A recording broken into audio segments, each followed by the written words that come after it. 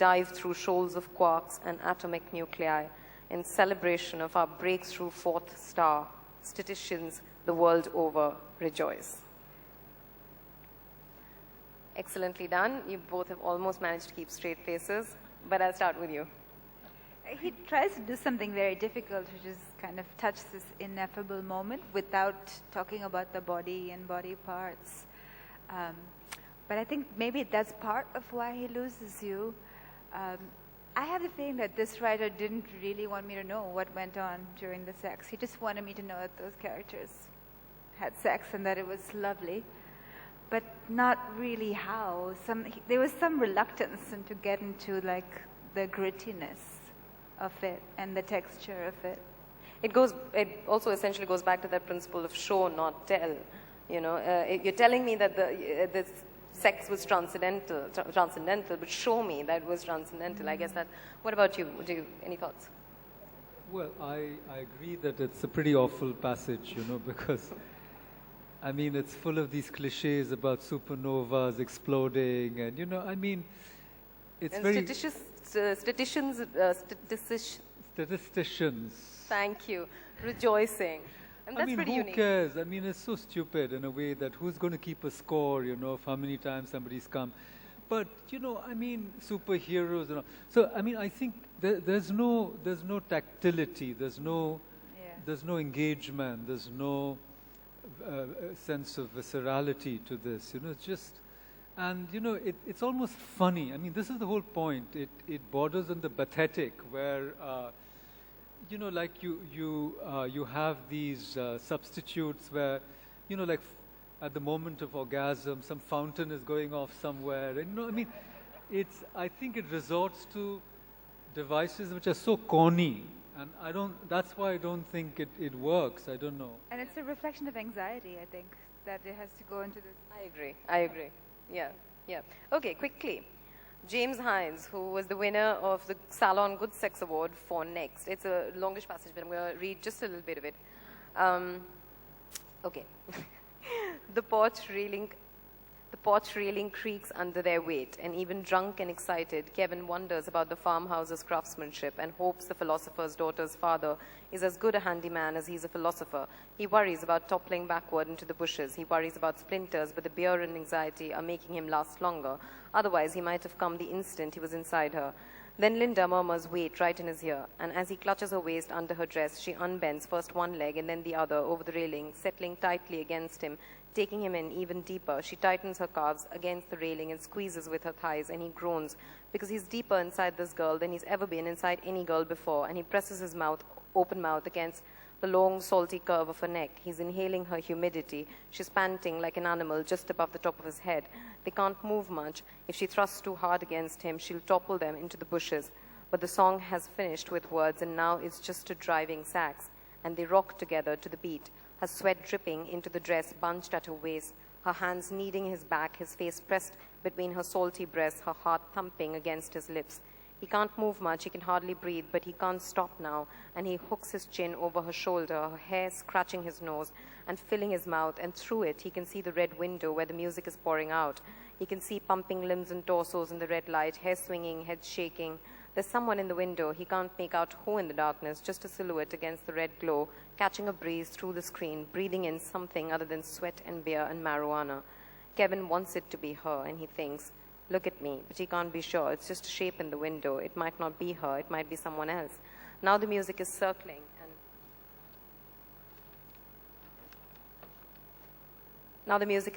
and building, just the rhythm section and an insinuating solo guitar, and as Linda rocks against him, he surges with each bar of the solo, almost cresting but not quite, and he thinks, "I want you to see me." He hopes this lasts forever. He hopes that it doesn't, and that he comes like a waterfall, but either way, he wants her to know.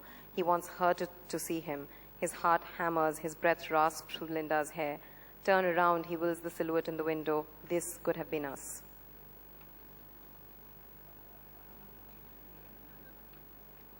There's a lot to like about it. I think the piece perhaps that I like best is how he has a desire for orgasm, but much greater than that is his desire to be seen by this woman. And I think that's a profound sort of psychological and spiritual wish that he's expressing and experiencing through the sex. So the other thing that I like is that I think somewhere at the beginning that his anxiety is also there. It's alive in the moment. Is it her? Isn't it? You know, which I think adds to how powerful it is. And then from a sensorial perspective, the way they include the body and the surroundings, there's a holding environment for the couple. They're not just them alone. All of that, I think, makes it a nice piece. I think even as a reader, it allows you to approach it simply as an experience and not as a sexual experience. I mean, it's so well written that you're experiencing what you're reading rather than being made aware that you're actually reading about sex. Yeah, you're dancing in a way with that jazz in the background. Yeah, and you're going with the rhythm. You're of it rather than being aware that, oh, I'm reading about sex right now, and is it good sex or bad sex or whatever. Makarand? Yeah, I tend to agree. I think that in this passage you have this thing that I was talking about earlier, where there's this link, or you go from the sensual to the supra-sensual, So that's one thing where there's a certain kind of dissolution of the boundaries. You see that. And then you also see a kind of synesthesia, that is, you see other senses getting involved, the sensorium that you talked about. And then, music also becomes a metaphor. And, the crescendo is worked out musically. But what I also found very interesting is how, how the mind starts racing. There's a kind of breathlessness to the prose, And it's like this person who's in the experience also wants to be a witness to the experience. And you actually find this, in the sexual act, that, you want to hold back and observe, but your mind starts racing and there are random thoughts, and like he has all these random thoughts. And then there's a moment at which you actually lose it. You can't, that sense of control of your mind, of your individuality, of the witness who's still trying to keep himself away. And it's also it's all from his center of gravity, his narrative center of gravity. There's no attempt to sort of include her, So it's more honest, if that's the word you want to use. But I'm saying that breathlessness also leads to that panic, which kind of prefigures the panic of the ejaculation, where you kind of lose it, Basically, it's like losing your self-control, your whatever, that separation, that separateness, that hardness, and you dissolve. It's a sense of powerlessness, also of helplessness, of deep vulnerability, and all of these things are here. But sort of I'm a critic too, so I want to say that, why is it that in these Western narratives, the sexual experience always must have some drug in it, marijuana or alcohol, what's wrong with these people? Why do you always need these, lubricants, as it were, Pardon my pun there. But, it's always about plying people. You see a serial like 2.5 Men. It's always, alcohol, the legal drug, which you don't need a prescription for, becomes the way to initiate sex. And I think in some ways that's a cop-out, because, again, that's fear of intimacy, fear of actually experiencing, both the good and the frightening aspect of human sexuality, because you want to blunt it, you want to overcome inhibitions, because there's not enough courage to go into that space, And again, to go back to Lawrence, you never find in Lady Chatterley's Lover, the gamekeeper drinking half a bottle of scotch before he meets Lady Chatterley, There's no attempt to blunt and to mitigate and to escape, but just to go into that space and be exposed, it's not even about performance or domination. It's really about, letting go of those fears and anxieties, And that moment of great vulnerability is a moment of love, even if it's not love of the normal kind where you say, and they lived happily ever after, or, I give myself to thee forever.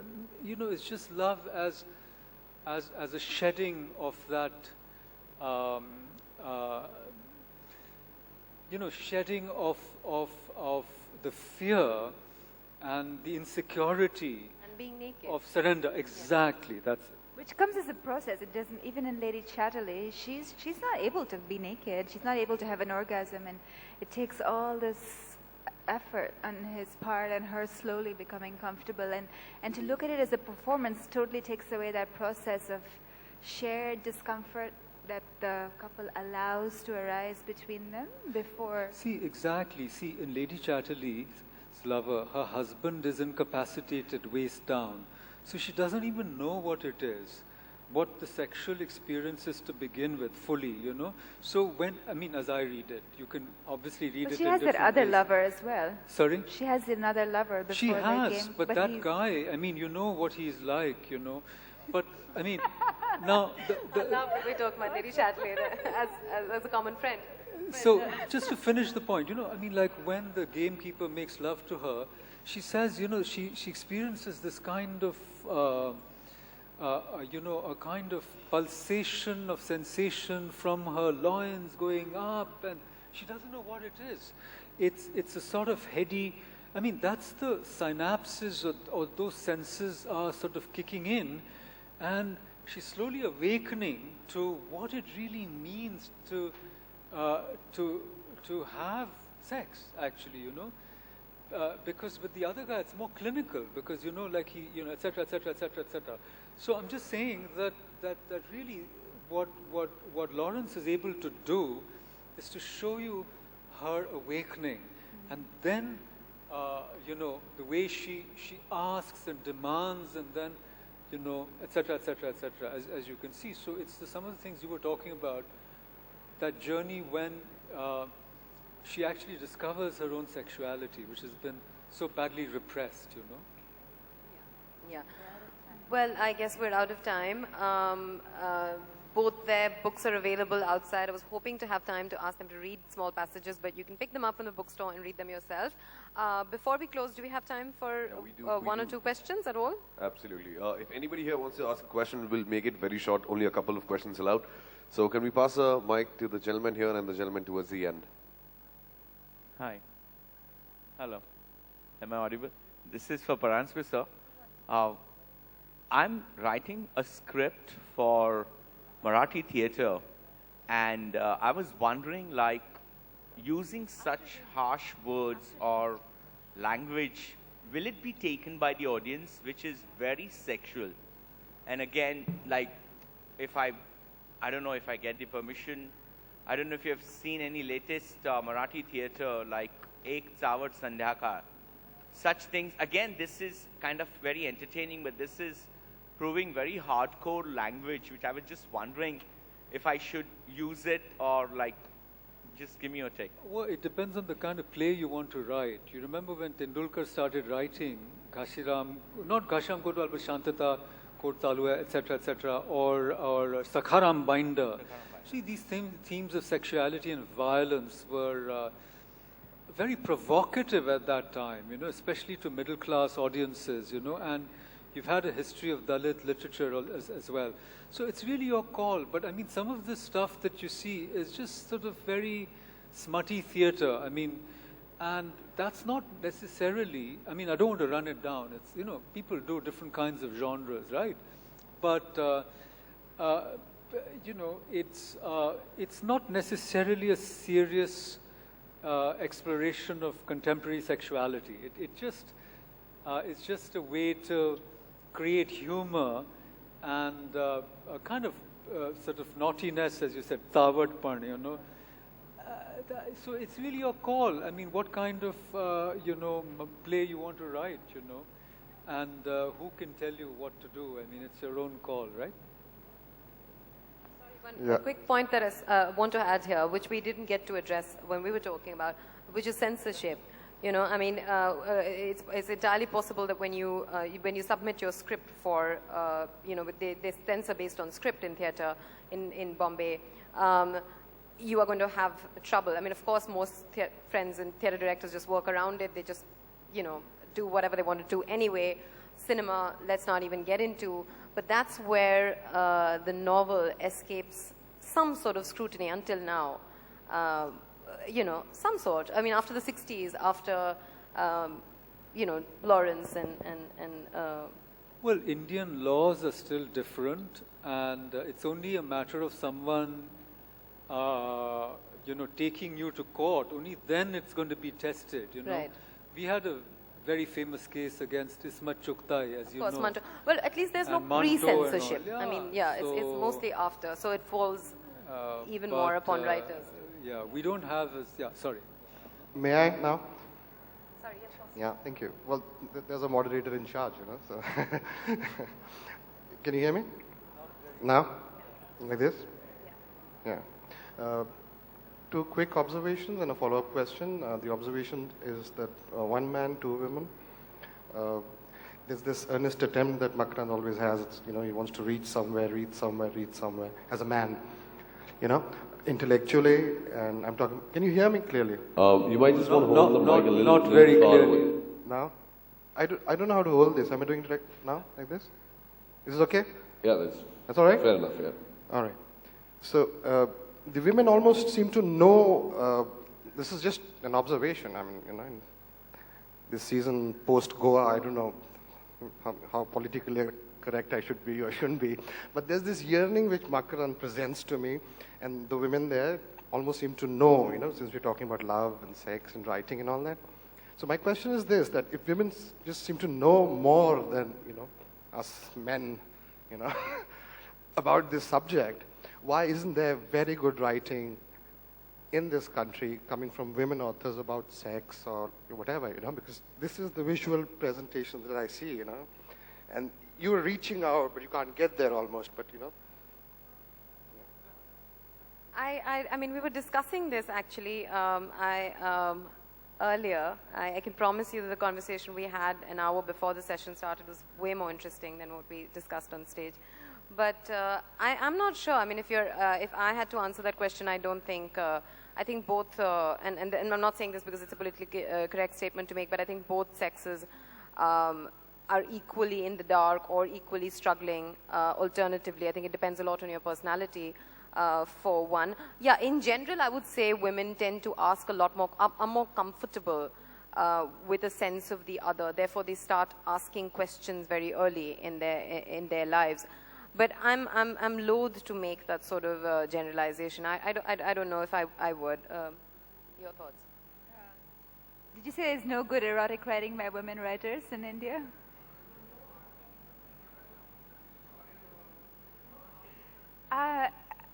I think I would agree with what Praga just said, that there's not necessarily a distinction between the genders. I think the nodding and agreeing that you saw coming from us towards Makarand was more related to us having begun the conversation offline before we started. Yeah. Also, you happen to have read some of the same books. Yeah, I mean, it's entirely possible because we've been chatting about this for an hour before that we'd exhausted ourselves. Thank you. No, I'm saying that we're getting there slowly, right?